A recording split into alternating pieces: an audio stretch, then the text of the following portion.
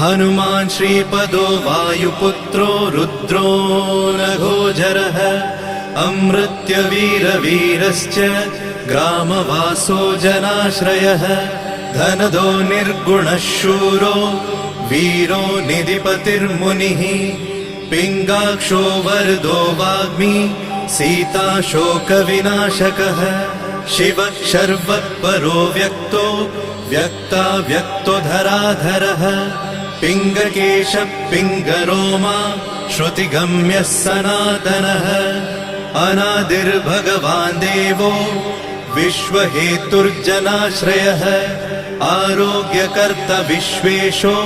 विश्वनाथो हरीश्वरः भर्गो रामो रामभक्तः कल्याणप्रकृतिस्थिरः विश्वम्भरो विश्वमूर्तिर्विश्वरूपो